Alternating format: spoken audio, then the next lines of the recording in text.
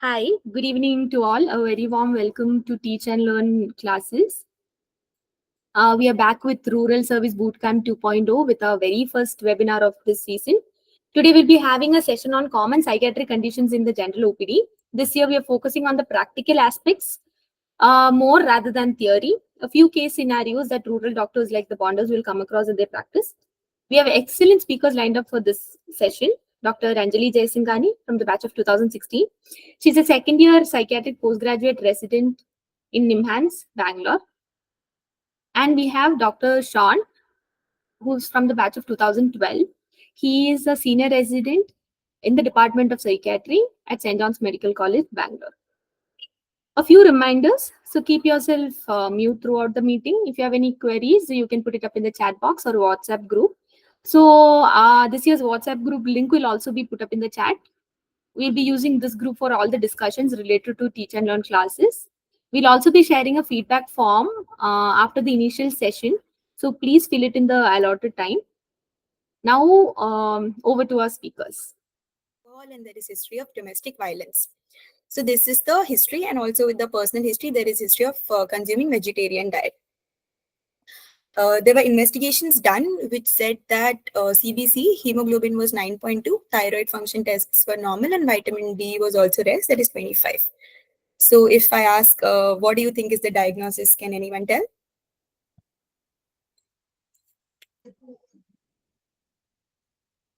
I can't hear.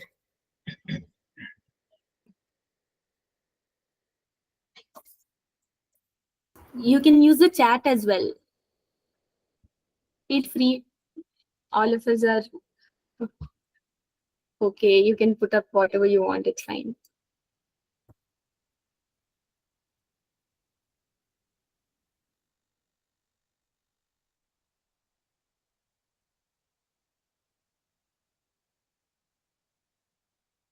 Okay, I really can't see what y'all are putting because this screen is, I can see only the screen.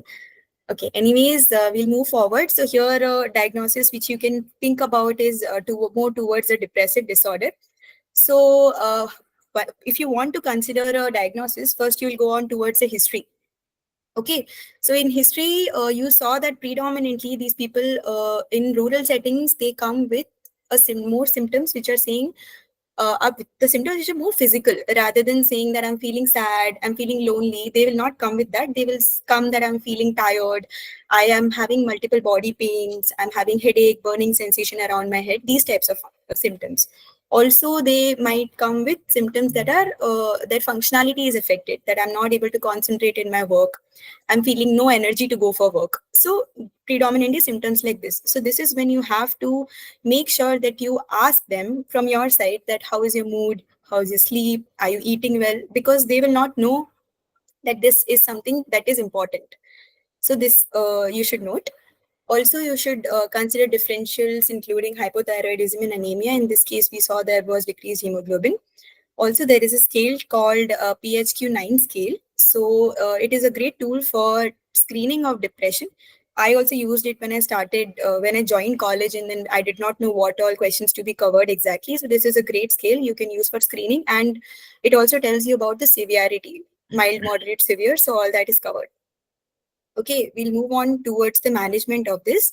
So in any of the psychiatric disorders, first thing that is really important is to establish a good therapeutic relationship with the patient. The patient should feel comfortable opening up to you. You have to be listening to them instead of dismissing their concerns, telling them it's not important. That will not help. You should have patience and listen to what they have to say. Okay. Also, in this case, as anemia was there, so we will treat anemia with iron supplementations and dietary changes. Then psychoeducation about depression. You have to tell them that what is depression, it is a mental health disorder. How do you might feel if you have depression? How can you get better? What are the treatment options that are available? So you have to educate them regarding everything. What is the requirement of taking medications? How long do you take for? How much follow-up is required? Everything. Because they might not know. Okay, so when we come to medicines, you can start with low dose SSRI. Here, escitalopram is I have written. So escitalopram, you can start with 5 mg at night. for 5 days, and then you can increase it to 10 mg at night for 2 weeks.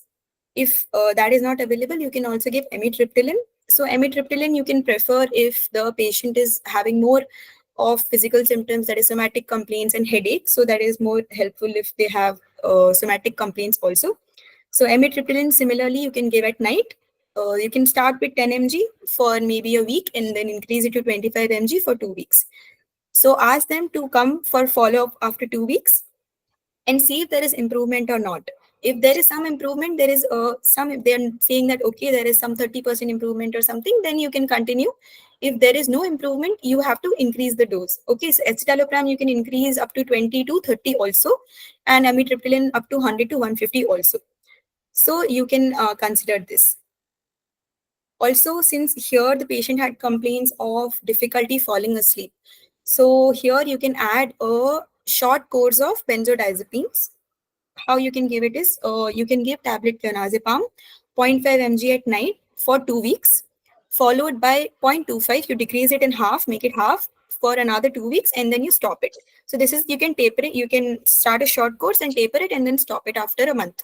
So this is only 4 weeks treatment for sleep disturbance. Now you should know when to refer also. So if there is no improvement even after 6 weeks of treatment and you're increasing the dosage in 6 weeks, there is no improvement, you have to refer. Also, if there is a suicidal ideation, then it's better to refer to a higher center. Okay. So this was the first case scenario for depression. Any of the questions you can have, you can just type in the chat box and then in the end we'll take it. Anjali, I'll just pitch in a couple of things in the first case, if that's okay.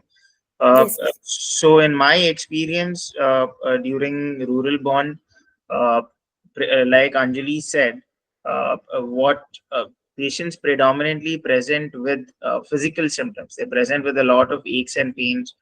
Despite having done a lot of investigations, you find that there is no, you're not able to find a specific physical cause for these symptoms. Aside from aches and pains, there's a lot of headaches that they have, a lot of heaviness of the head, a lot of dizziness, which is unexplained by any other physical symptoms, which are all symptoms of depression. The reason why they present with physical complaints is predominantly because it is an acceptable way of communicating one's distress, rather than saying that I'm sad. Because that would not be expected by the family members, and they would still be expected to continue working. So, as Dr. Anjali said, I think it's important that once you've done all your physical examination or all the investigations to rule out all the physical causes, it is important to ensure that there is no other additional psychiatric cause. Now, in case you have noticed that the vitamin B12 is on the lower side, the thyroid levels are on the lower side, and you notice that it is because of these abnormalities in their parameters is why they might be having these symptoms, that doesn't necessarily mean that you don't treat the patient for depression. You still go ahead and you treat the patient for depression, and the dosing regimen is as mentioned by Dr. Anjali. I think in most of the rural centers, escitalopram and amitriptyline should be available. And if it is not available, please speak to your RMOs to make sure that these two medications and clonazepam is made available during that point in time. It is, apart from suicidal ideation, if there has been an attempt which is of a high severity, and you think that there is and if the patient says that I am going to go back and try to commit suicide if things persist, that should raise your antennas towards referring a patient for to a tertiary care center or to a psychiatrist. Okay, we move forward. So the second case scenario is Mr. Y, a 30-year-old male who's a farmer. He has complaints of symptoms since last 4 months during when there was a planting season going on. Reports frequent episodes of heart pounding, sweating, and feeling choked. Experiences intense fear and uneasiness when alone in the field. Also complaining of sleepless nights due to worrying about crop failure, and avoids long distances from home, fearing something bad might happen. Also, he's complaining of shivering, GI upset whenever he's tensed. So these were the symptoms he presented with. Investigations were done in which there was ECG done, which was normal. Also, blood glucose was 90 and PSH was done, which was normal. So here, diagnosis I have already mentioned actually. So this looks more like generalized anxiety disorder. If you see the symptoms, you can see that there are a lot of symptoms of autonomic arousal, where there is heart pounding, there is palpitation, sweating, okay, difficulty breathing, uneasiness. There is also biological symptoms of sleeplessness or excessive worrying is there.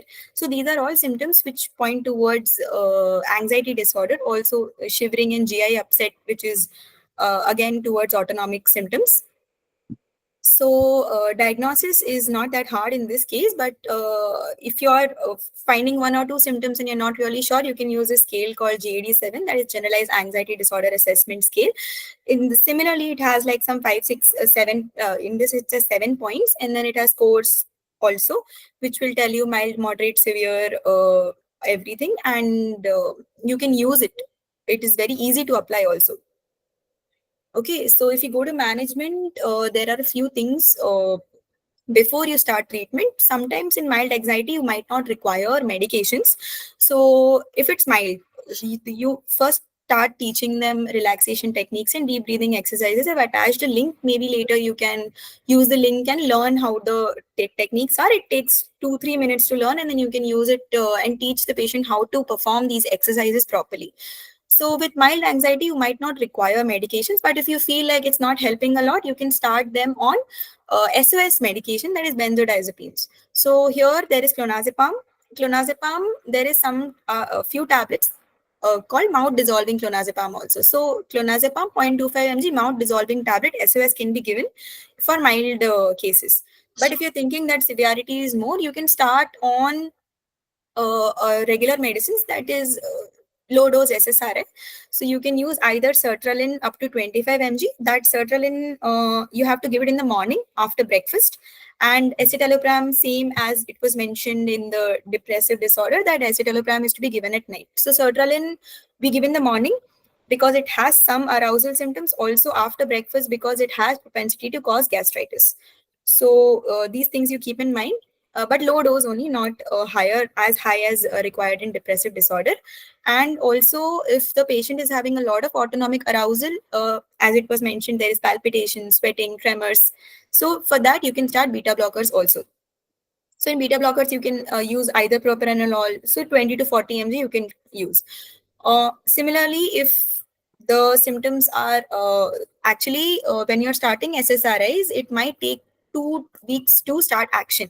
And if the anxiety is persisting for 2 weeks, you can also add a short course of benzodiazepines, like how it was mentioned, for 4 weeks. 0.5 mg of clonazepam for 2 weeks, followed by 0.25 mg of clonazepam for next 2 weeks, along with low dose SSRI. So till the SSRI starts acting, the anxiety can be controlled by using benzodiazepines for that time being. Okay, so this is second case. I think Dilo has a question. He's asked, can these drugs be used if a patient has comorbidities, and what are some of the contraindications? Okay. So should I go ahead and answer that, actually? Yes. Yeah, fine. So that's a good question. Definitely a good question. So drugs like escitalopram, which is an SSRI, and sertraline do not really have contraindications against which that you cannot give the medication. They are quite safe in most of the disorders, and most of the medical illnesses is what I mean.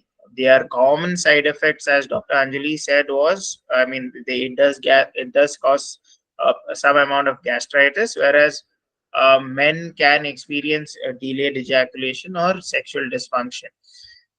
It is very safe to give in common comorbidities that are seen, especially illnesses like hypertension, diabetes, asthma, and thyroid imbalance. It can be given along with your thyroid replacement medications. It can be given along with your anticonvulsants. It can be given along with your anti, and your cancer drugs and all of these medications.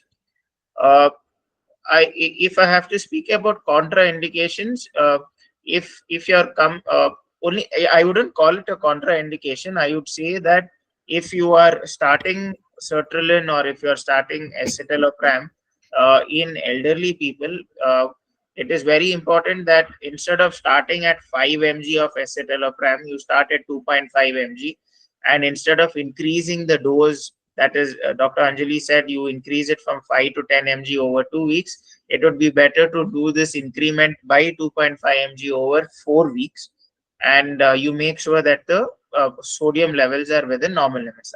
It is not necessarily a contraindication, but something to watch out for. Apart from that, I think patients with amitriptyline. Now, amitriptyline is not an SSRI; it is a tricyclic antidepressant, which means that it has certain specific side effects, like it can cause dryness of the mouth, it can cause urinary retention, it can cause constipation, it can also cause your postural drop, which means when the patient stands from a sitting position, it can cause a drop in the blood pressure, which can present as dizziness. So be very careful when prescribing amitriptyline, especially to patients who have benign prostatic hypertrophy or any prostate enlargements, patients who have neurological issues that involve the bladder. In those cases, it would be very difficult to say if the urinary retention is because of the drug or is it because of the neurological issue. And be very careful in patients who also have cardiac issues, because in cardiac issues as well as liver issues, because these are some contraindications for starting amitriptyline. Apart from that, clonazepam, there is no contraindication. Escitalopram, there is no significant contraindication. Beta blockers are definitely a contraindication for patients who are asthmatic and who have cardiac issues as well, especially those who have cardiac arrhythmias, and so is amitriptyline a contraindication for those who have cardiac arrhythmias. But I think you uh, you might not be able to see all of those, but if at all you are suspecting that, then it is always better to resort to escitalopram or sertraline and clonazepam, since clonazepam or lorazepam, since these are safe medications. Yeah, is there anything that you'd like to add, Dr. Anjali? No, that's all. Right? Yeah. Okay. So we'll move on to the third case. Third case is Mr. Z, who's a 52-year-old male, is a daily wage laborer. After crop failure and job loss, there is history of increased alcohol consumption. He consumes half a bottle of local liquor daily, which is a significant escalation from occasional drinking previously, frequently missing work due to hangovers and leading to financial instability. Exhibits aggression and irritability, especially when intoxicated, and causing conflicts with family and neighbors. Experiences tremors, sweating, restlessness, and difficulty sleeping when alcohol is not available. Also, history of persistent nausea and vomiting, abdominal pain, and significant loss of appetite. Feels exhausted and weak, struggling with daily tasks, and reports dizziness and tingling in limbs, and also complains of difficulty with balance. So he has come to the OPD and his history with this history, and then also says that last drink was 36 hours ago. Okay, so when you're checking vitals, the heart rate is 122, BP is 150/90. On examination, you're checking, you found jaundice. You also there is reduced sensation in extremities, and there is hyperreflexia.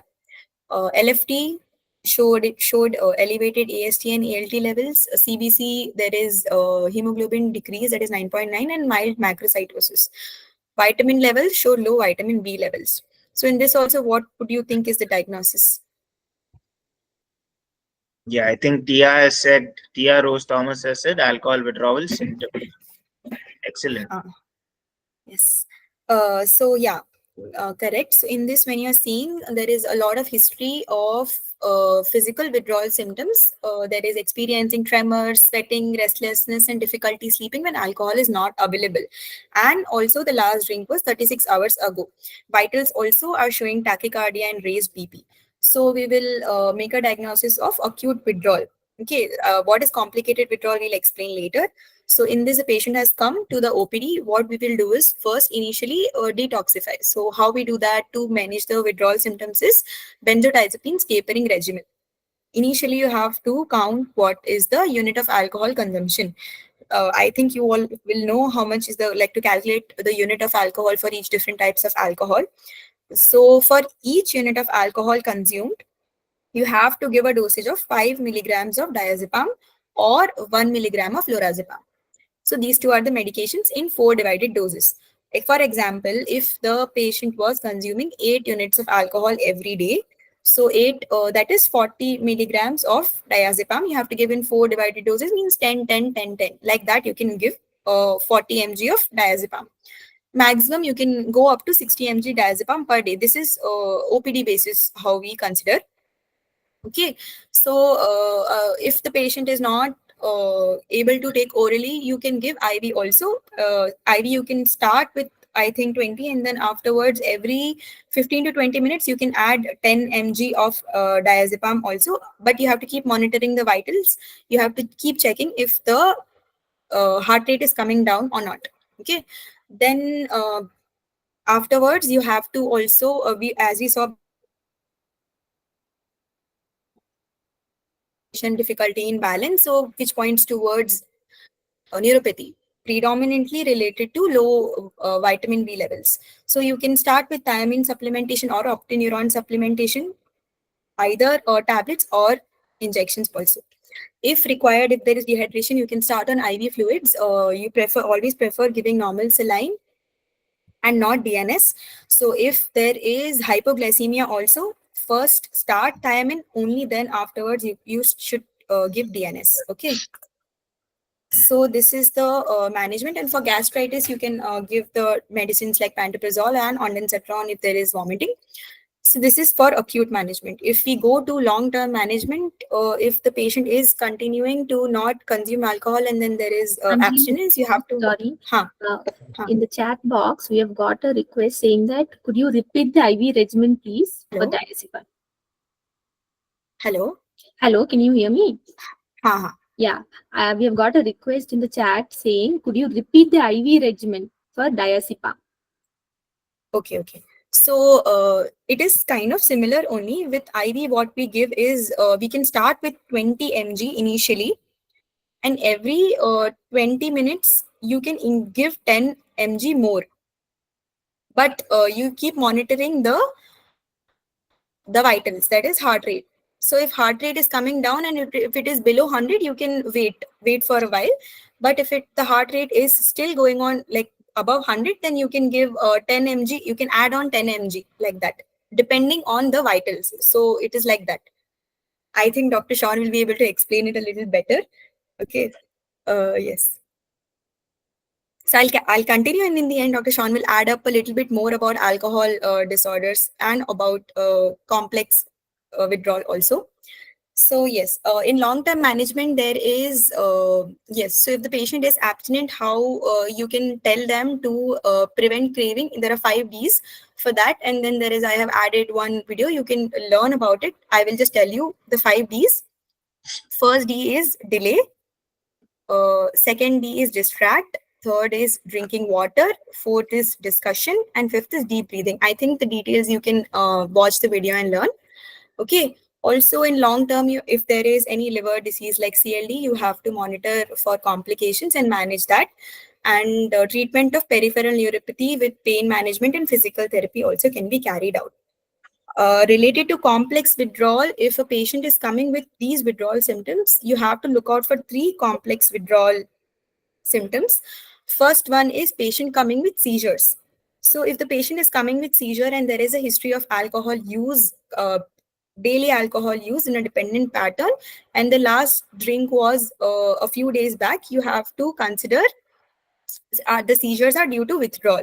Okay, and that is complicated withdrawal. Second thing is if the patient is coming with disorientation. Disorientation meaning not able to recognize the time, not able to recognize place or person. So, and along with the history of alcohol use similarly. And the third thing is alcoholic hallucinosis. So in that, the person will have a history of chronic alcohol use, and then afterwards he's coming with, after stopping the use, he's coming with hallucinations. So these are the three things which come in complex withdrawal, as complex withdrawals symptoms. Okay, so this is there. I think Dr. Sean will add up to the IV regimen also. Yeah. Uh, could we go back to the history? Yes. Yeah. So just a couple of things to run from the history all the way to the investigations and management. So when a patient comes with a history of alcohol use, the first thing would be to establish if the patient has dependence or not. So I think most of you all would know what the criteria for dependence are. Things such as craving for the use of alcohol, if the patient develops tolerance, if the patient cage criteria is a very outdated criteria to say to check for dependence. Instead, there is a scale called as audit. I will just put it up in the this one. So audit is something. There is a questionnaire called as audit that you can use to sort of diagnose the use of alcohol use disorders. So once you have identified, the important thing is to identify what is the usual intake of the patient, because withdrawal symptoms don't necessarily need to start once the patient stops alcohol. Withdrawal symptoms can also be there once there is a reduction from the usual intake of alcohol. Okay, so that is from the history perspective. uh, Remember that when the withdrawal symptoms start, the withdrawal symptoms are generally seen in a very graded fashion. Let's say that the last drink that happened was at 12 o'clock in the afternoon. So, quite commonly, the withdrawal symptoms start from the time from within 6 hours of the last drink. So, let's say if the patient last consumed alcohol at 12 o'clock in the afternoon, the first withdrawal symptoms that you will see, it will be at around 5 or 6 o'clock. When you start noticing that they have tachycardia, the blood pressures are slightly on the higher side, and they do have some amount of tremors. By 12 hours, you will start noticing that they will have some perceptual disturbances. These could include things like they start telling you that I can hear some voices or I can see some insects. Okay, by 12 to 24 hours is when you will start noticing the other withdrawal symptoms. Things like, apart from your tachycardia and hypertension, you will start noticing that they are tremulous, they're sweating a lot, they are not able to sleep at night, they appear to be quite jittery and anxious, they are unable to sit at one place, and they're extremely restless. All right, so that is between 6 to 24 hours. The risk of seizures is between 24 to 48 hours of the last drink. So it is very important to keep that in mind.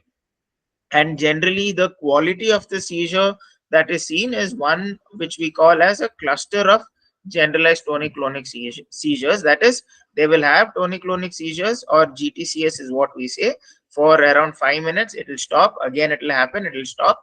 It is not uncommon for patients to have status, but it is generally the semiology of seizures is one that is of GTCS. Uh, and the delirium tremens, which is actually Tia has put up on the chat box, the delirium tremens is generally seen between 48 to 72 hours from the last drink. So delirium tremens, some of the common symptoms are they are extremely tremulous. They are unable to sit at one place. You will notice that there is what we call as a reversal of sleep-wake cycle, or complete sleep disturbance is what we say. You will notice that they are talking gibberish. They are not responding to what you are saying. They are unable to identify which place they are in. They are unable to identify who the attenders are, or they wrongly identify who their attenders are or the place that they are in.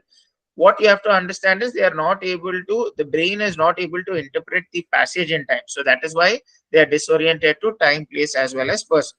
So this is from the perspective of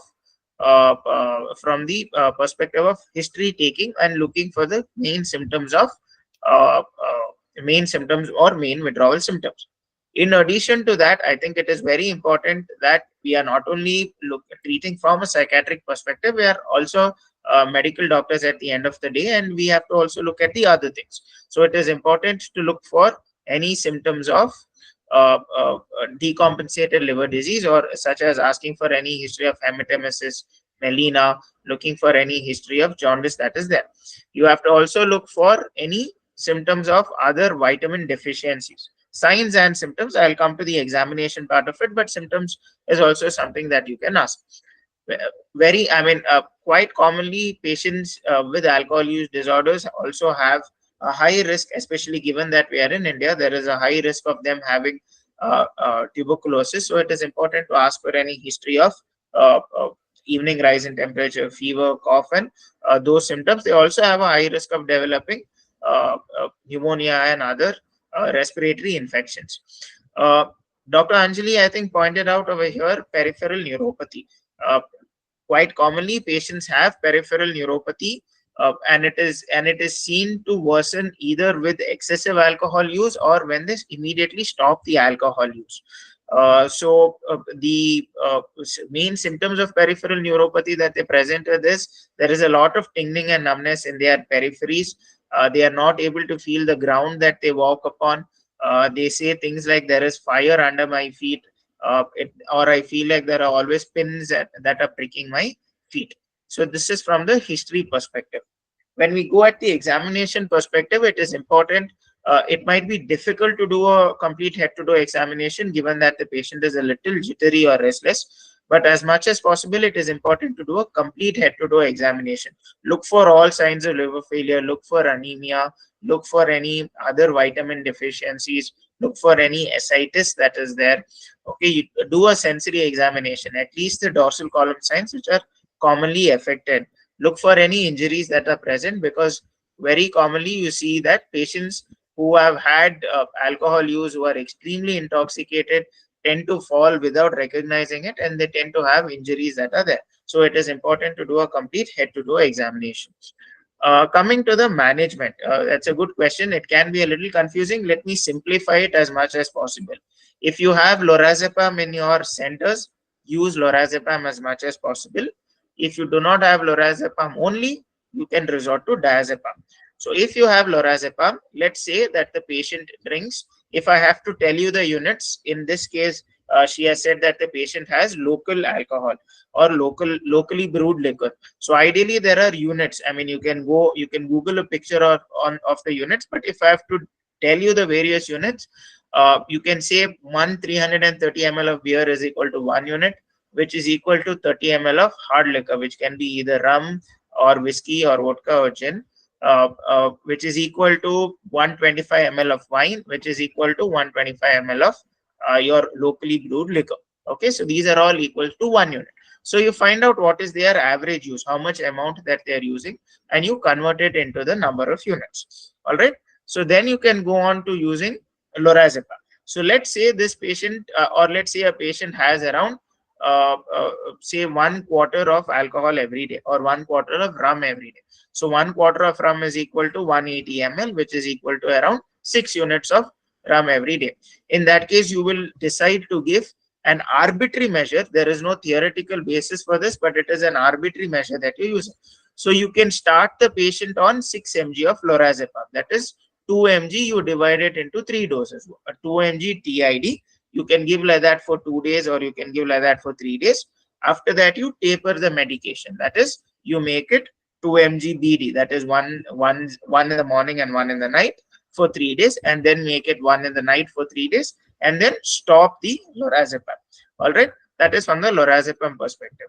If you find it difficult to convert, to use diazepam, or if you find that the dosing of diazepam is very difficult, the easiest way that I tell PGs, or what I used to do as a PG, is 1 mg of lorazepam is equal to almost 5 to 10 mg of diazepam. Okay, so now if a patient is using around 6 units of alcohol, you will give around 6 to 8 mg of lorazepam. So if 1 mg of lorazepam is equal to around 5 mg of diazepam, if it is around 6 mg of lorazepam that you're using, use 30 mg of diazepam. So you can give it as 10 mg in divided doses. That is 10 mg you can give TID, or you can divide the dosing as you want, but it is preferably better to do this 10 mg TID. You give like that for 3 days, taper it again to 10 mg BD for 3 days, 10 mg OD in the night for 3 days, then you make it 5 mg for 3 days and then stop it. So this is one easy way to convert from lorazepam to diazepam. If you are a little confused how to do it, you can always calculate what is the dose of lorazepam, and there is something called as an MD calculator on Google. You can always use that to convert it to diazepam dosing. So that is from the perspective of giving the benzodiazepines. As Dr. Anjali has said, it is very important that in patients with alcohol use disorders, thiamine deficiency or vitamin B1 deficiency is seen, and it can have significant, it can have a lot of future, or it can play a big role in the prognostication of those with alcohol use disorders. If a patient has not eaten food and you notice that you have to start fluids, do not start DNS or 5% dextrose or 25% dextrose immediately. Always give thymine. Thymine is available as either plain thymine in your centers, or there might be optineuron or vitneurin. Optineuron or vitneurin have around 100 mg of thymine in 1 ampere. Okay, so if that is the thing, generally for patients who are alcohol dependent, it is important to give around, for patients who have harmful use of alcohol, around 300 mg of thymine per day. For patients who have alcohol dependence, it is important to give around 1500 mg of thymine per day. If it is 1500 mg, then what you can do is you can give them around 5 ampules TID. That will be good. 5 ampules TID. You can either give it IM directly, or you can give it IV. And when you give it IV, you give it in NS. Okay. If a patient is diabetic, and if you notice that the patient also has hypoglycemia, which is very common in patients with alcohol use disorders, first give a shot of thymine and then give your DNS. Or if you're not able to do that, always mix the thymine in the DNS and then give it. Do not give DNS first and then give thymine, because the risk is you can precipitate either a Wernicke's encephalopathy or a Korsakoff psychosis. Okay. And if since you all are managing in the OPD most of the patients, you can always prescribe oral thymine tablets are available. I think 100 mg. If the brand names that you are not, if you don't know what the brand names are, you can use Nuhens. Nuhens has around 100 mg, slightly expensive. Benfomet and Benfomet Plus is there, which are some of the cheaper brands that are available. But see what are the brands that are available in your centers. That is from the this one. If a patient comes with a seizure, is a known case of diabetes, always consider the possibility of hypoglycemia and alcohol withdrawal seizures. And if you notice that the patient is not in excessive withdrawal but has still had seizures, very importantly, you should always consider the risk of a head injury, because patients, when intoxicated, will have falls. They are unaware of having these falls, which can then develop into an SDH, which can then present as a seizure. So always ask symptoms of raised ICT and look for any signs of raised ICT in patients that are there, patients who present with alcohol withdrawal. Right? I think I've covered most of the triaging and basic stuff that has to be done in triaging and basic stuff that has to be done in OPD basis. Do not start with relapse prevention techniques on the first day that the patient comes to you. Okay, it is very important that you call them frequently. Now, these since you all are doing rural bond, it might not be possible for patients to come every day, so you can call them once in 4 days, or once in 3 days, or once in a week. When they come to you, you slowly start these relapse prevention techniques. Very important things that you have to keep in, some precautions that you have to keep in mind when you give benzodiazepines, that is either lorazepam or diazepam, to patients with alcohol use disorders, is they can cause sedation. Okay, so you have to warn them that you have to be careful in ways that avoid going to work maybe on the first 2 or 3 days when you are giving benzodiazepines during the daytime. Avoid traveling, in terms of, it is better to avoid riding a bike or driving a vehicle. Avoid doing heavy machinery. Okay, and inform the family members that when they are drowsy, there are risks for falls, because they shouldn't come back to your OPD and tell you that because of the medicines that you are given, I have fallen. So that shouldn't be the case. You have to tell that, and it is your duty to inform them that, I might feel a little drowsy. Sorry, you might feel a little drowsy, and because of that, it is better to watch out for falls. Right? I think those are most of the things. I think there's a question: what if the alcohol dependent patient has come from another hospital line, IV isn't removed without a discharge summary? Is it okay to remove it? In case patient develops any issues, would we be responsible? Uh, does not fall in the purview of the this one, but I'll just clarify that doubt. Make sure that if the IV line has been put recently, or the IV line has been put after, if it has been more than 3 days. If the IV line has been more than 3 days, better to remove the IV line and insert a new IV line. Look for any signs of thrombophlebitis, very important. Okay, yes, you can definitely remove it if there is no indication for keeping an IV line. It is in fact an invasive material, and it increases the risk for infection. So you can always remove it. You're the doctor, you can take the call with respect to that. Patient won't develop any issues. You can always tell them to watch out for certain risk, certain indicators of either thrombophlebitis, such as pain, swelling, any fever if they develop, and you can call them back. Uh, how to manage delayed wound healing associated with alcohol abuse? Could you give me, maybe when we get to the question and answer or the discussion part, we can discuss that, because that might be about a very specific case. I will come to that, Jose. Okay. Uh, yeah. So I think I've covered most of the things with respect to benzodiazepines. If a patient has peripheral neuropathy, always reassure them that as the time goes by, the peripheral neuropathy will settle. In most patients, it will take anywhere between 2 to 6 months. So things are not going to get better immediately. When the patient comes to your OPD saying that it has not gotten better, don't get anxious about it. You all have not done anything wrong. Okay. It is only that it takes its own time to get better. You can always consider giving either gabapentin 100 mg at night, or pregabalin between 50 to 100 mg or 75 mg at night. That helps with peripheral neuropathy. But even lorazepam and diazepam take care of peripheral neuropathy during that period of time. I think I didn't mention how long you need to give Thyine. You can give anywhere between, you can give it up to 6 months. You can give it up to, for 2 to 3 months, until their oral intake goes back to its usual this one. Right. Did I miss out anything, Anjali? No, I think everything is Right. covered. Yeah. Just to end it, I will just tell when all you should think that referring is a better option. So, as Dr. Shan mentioned, that there is a history of suicidal ideation or plan, or there is past history of any self-harm behaviors. Whenever there is inability to maintain self-care, sometimes patients who are homeless, ill patients, and there is no one to take care, should think about referring to a higher center. Either there is persistent symptoms despite standard treatment, there is serious medical conditions complicating the psychiatric management, or the patient is aggressive or violent and has dangerous actions or threats. Sometimes when the social support is not adequate also, you can think about referring. And concluding the presentation, so the key points were in health, mental health or disorders, often presents with physical symptoms in rural settings.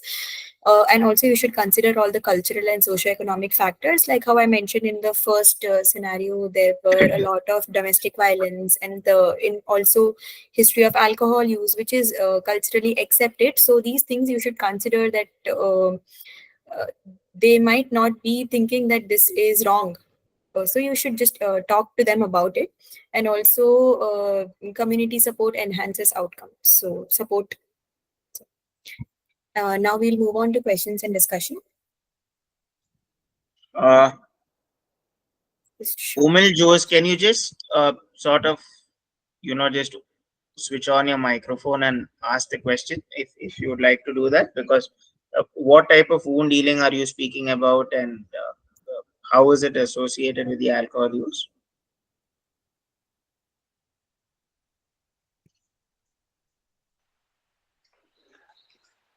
I had two patients with this alcohol abuse history, and both of Okay. them had a lot of they had a lot of wounds all over the body. It could be around the legs or shoulders, and I there was, the sugar levels are normal. I like ruled out almost all the other causes of delayed wound healing. Then so I thought maybe this alcohol abuse could be a reason for this.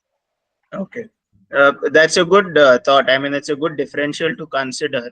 Are they like, were they like ulcers, or are you considering just superficial wounds that are there? There were superficial wounds.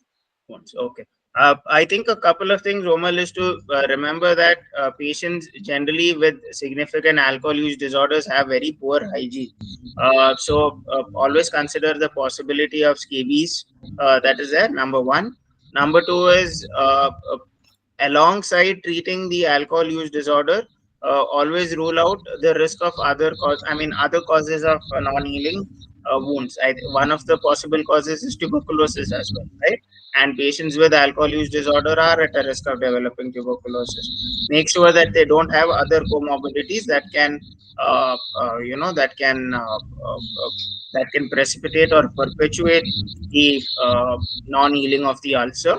And you can also make sure that his like adequate oral intake and nutritional deficiencies are also one of the reasons for poor wound healing. So all of those things you take into consideration. If you think it is purely alcohol use, you can flag it with the patient and say that because of this I'm not able to. It also depends upon where on the body it is. If you notice that it is in the peripheries, then you have to really consider the possibility of a neuropathy leading to wound healing, poor wound healing. So uh, that is something that you should take into account and flag it to the patient. Say that I have ruled out everything. I think it is because of your alcohol use. So we need to uh, treat your alcohol use. Yeah. Did I clear that, or you have anything? Yes, thank you. Okay, so now I'll be putting up a link in the chat box and be giving you 5 minutes. We'll be taking a short break so that everyone can give their feedbacks. After that, we'll be discussing a few topics which they had put up in the feedback, the pre-class form, and as well as we'll be clearing all the doubts which is gonna come up in the chat box after this. So I urge everyone to fill the feedback form. We'll be back in 5 minutes.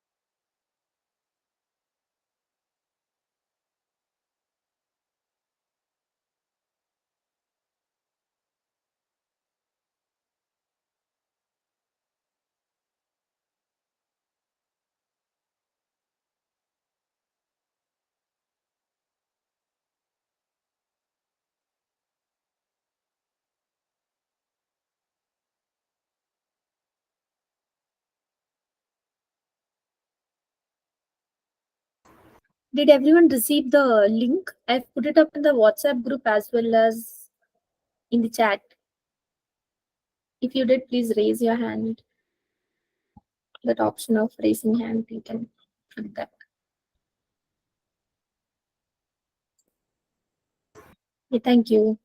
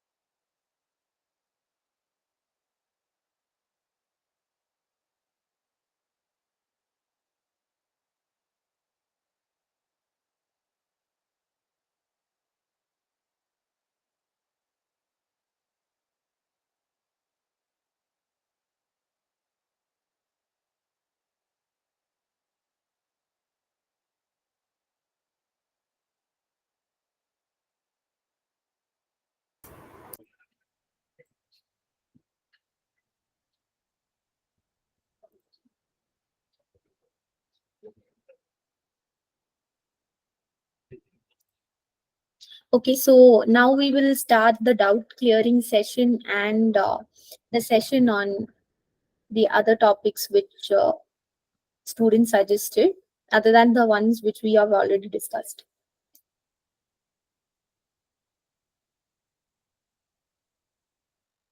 I think Denzel has a doubt. If the patient has consumed locally made alcohol, the treatment modality for alcohol remains the same.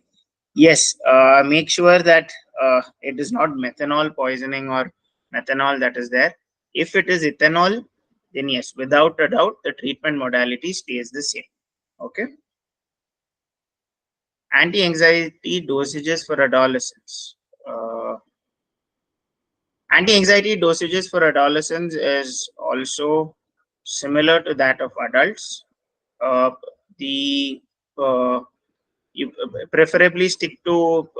I mean, if you see adolescents, I don't know if fluoxetine is available in your uh, pharmacy or not, but you can use escitalopram and clonazepam. Always use a lower dosage of clonazepam, maybe 0.25 mg or 0.125 mg. And yeah, I don't think that you should worry more about adolescents. Always, I think adolescents are a high risk group. Adolescents, elderly people, and pregnant women. These three are a high risk group.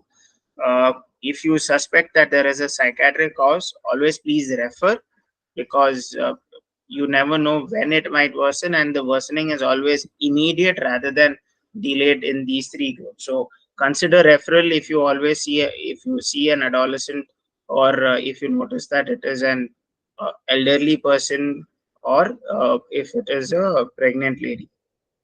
Uh, Treating insomnia in patients with chronic health diseases, any drug to drug interactions, like I had said, you do not need to worry about a lot of drug to drug interactions. Uh, Escitalopram and sertraline, as well as clonazepam and lorazepam, are very safe medications. It has been given to a lot of people with other who are on other medications also. They are both enzyme inhibitors, but uh, that doesn't necessarily mean that it might interfere a lot with the medications that the patient is on. Uh, Please also give some pointers on people who are already on psychiatric medications coming for acute infections in the hospital to continue the usual drugs or not. Uh, I will just tell in general, do not stop any psychiatric medications if the patient is on psychiatric medications, especially long-term psychiatric medications. If there are specific indicators, for example, if a patient is on antipsychotics, has come with worsening of sugars, it is always better to consult a psychiatrist before you stop the medicines. I think I'll ask uh, Navneeta to share my number and Anjali's number as well. So you all can get in touch with us. You can, I mean, you can call me anytime. That's not a problem. You can ask Anjali when she's free. So if you have doubts with respect to if you need to stop the medications or not stop the medications, you can always message me or get in touch with me about that. But I would preferably say if a patient, I mean, because there are very specific indications when you have to stop the medicines. For example, if the patient is having a respiratory infection, you notice that the patient is becoming hypoxic, then it is always better to stop benzodiazepines because it can cause further respiratory depression. If a patient is having elderly patient is having an infection, that itself increases the risk of hyponatremia. So it is better to stop if any SSRIs are there for tentatively. And if a patient is a diabetic, you notice that the sugars have worsened, or if there is like a cellulitis because of worsening of sugars, then it is always better to stop medications like olanzapine, quetiapine, risperidone. Those are some of the antipsychotics. That's why it is a very case specific uh, uh, uh, case specific thing. So you can always get in touch with me or Anjali with respect to stopping medicines, or if you all have any doubts with respect to the medicines. I think there were also a couple of questions that Navneeta had sent.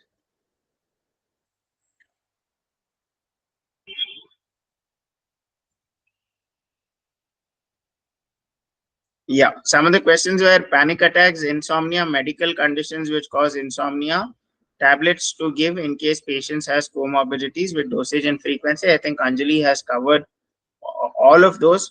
Medical conditions which cause insomnia. OSA is an important medical condition that causes insomnia. So you have to watch out for patients who are obese. If they have any snoring, that itself is a risk factor for depression and anxiety disorders. Uh, Anxiety disorders has been covered. Alcohol intoxication management and low resource setup. That's a good question. Alcohol intoxication, you say a patient is intoxicated when the patient has come with alcohol use within the last 1 or 2 hours and has not yet developed any symptoms. So the important part about alcohol intoxication is number one is make sure that he is vitally stable, make sure that there are no injuries. Please do not go to give any lorazepam because they are already under the influence of alcohol, which is a CNS depressant. If you give benzodiazepines, it causes further CNS depression and they might go into respiratory depression. So wait for the withdrawal symptoms to set in or wait for 6 to 8 hours after the last drink before you start any benzodiazepines. And make sure that there you can start timing. Definitely you can start timing during that time. If you notice that the patient has hypoglycemia and is intoxicated, you can start both thymine and DNS together with and make sure the patient can say rubbish and might speak a lot of gibberish things because the patient is under the influence of alcohol. Do not confuse that with delirium because there are specific criteria for delirium. I think I covered that. Is there anything else that needs to be added, Anjali, for that alcohol intoxication?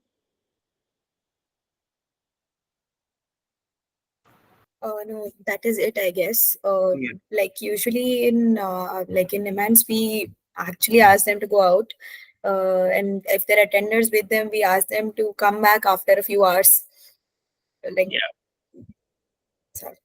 Yeah, I think that is right. But I don't know how far that will work in a rural setup because they might not go out immediately. Try when you start noticing that the patient is getting aggressive and things like that, use the help of the family members to say that currently there is no indication for treatment. When he settles, you can always bring him for treatment.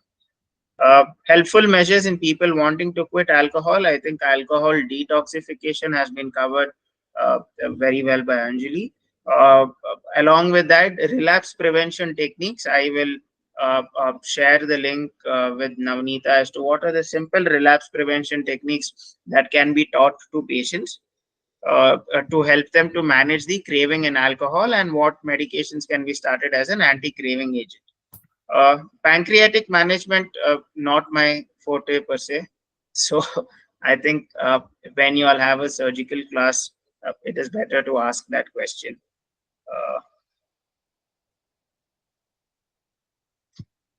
What investigations are warranted in chronic alcohol intake history and why?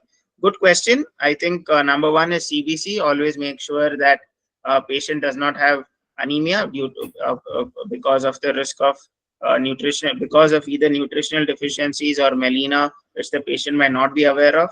Number two, they can also have thrombocytopenia, so that is something that you have to be careful about. LFTs, PTINR, if it is available in your center. You can also do vitamin B12 will invariably be low, so do not spend money in patients with alcohol use disorders doing vitamin B12. Most often or not, uh, it is definitely low. Uh, then you can also do like amylase lipase if you're suspecting pancreatitis, uh, but even that tends to be elevated.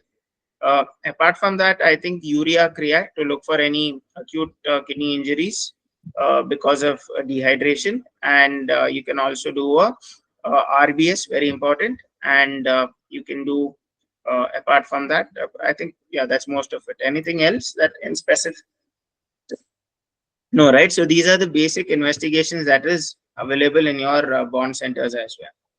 And to identify and treat anxiety and clinical depression, I think Anjali has put up something called as PHQ-9. Remember that PHQ-9 is available in all regional languages, that is Kannada, Hindi, Tamil, Malayalam, PHQ-9 is available, so it becomes easier to, if you are not able to read it, always give it to the patient and ask them and help them to rate it.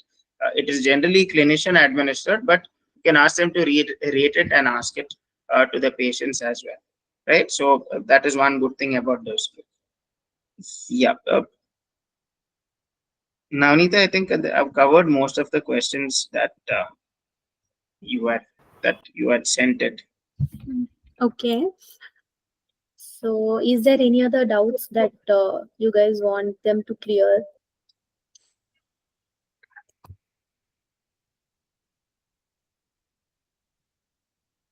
So, I guess that is it.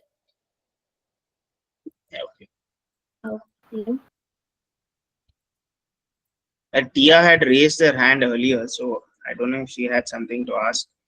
Okay, so Dhwani have asked, will there be another class on psychosis or bipolar disorder? That is for you, Navneeta, to decide. Yeah. So we'll be only covering the basic or the common things that we will be seeing in a general OPD. We'll not be able to cover everything possible because psychiatry, as we know, it's a huge topic, right? So we're trying to make sure we know what to do when something which is very common come to us. If a patient with psychosis and obvious bipolar disorder is coming to you, I think we should refer the patient to a psychiatrist, right, Sean? Yeah, I think so. But maybe if an opportunity arises sometime later down, we can, since both patients, psychosis and bipolar, there is a risk of aggression. We can probably take a brief class, join in along with another class in managing agitated and aggressive patients. That is something that we can try Okay, sure. We will somewhere think. down the line. Yeah, because I think that would be more important in patients with psychosis or bipolar. I mean, yes, if you are able to diagnose, well and good, because I think it is important to refer the patient during that time. But most often, more often than not, they present with aggression and agitation. So how can we manage that is something that we can have somewhere down the line. Yeah. So as I told, we are only trying to focus on the obvious and very common things because last year the classes went on very long and the participation was very less. So this time we tried to make sure we stay within the timeline. So that is the only reason. Sorry, Dani, but we will definitely think about it. Like Sean said, we can incorporate something like this in the next class or other class with other classes. So there's one more doubt. Rena, most of the cases in my center as well are psychosis and bipolar, and there are no hospitals that we can refer to close by. So please try to have a class. I think yeah, Navneeta can. Yes, sure. We'll I keep think you that. can. Yeah, there. I think you can have a look at your schedule and probably take a class sometime on it. Yeah, When sure. Okay. I am sorry, but my camera is not working for some reason. So I would like to take this opportunity to extend my gratitude to Dr. Anjali and Dr. Sean for this amazing session. It is commendable that you were able to dedicate some time for this webinar in between your busy schedule. A few things for everyone before we end the class. We have shared the feedback form in the chat box and we will be sharing it on the WhatsApp group as well. So please fill it before you leave the meeting. So the things that we discussed, like the questionnaire for depression, the GAD-7 scoring, and the video links which Dr. Anjali was speaking about, will be shared in the WhatsApp group. Like I said, the WhatsApp group link is also pinned in the chat. So you can join the WhatsApp group and both Anjali and Dr. Sean will be there in the group. All the speakers and moderators will be added later on before each session to clear any doubts. And you can ask them at any point of time. So I urge you guys to utilize that opportunity. So this is intended for bonders. So as seniors who have gone through the same scenario, we felt that we need something like this.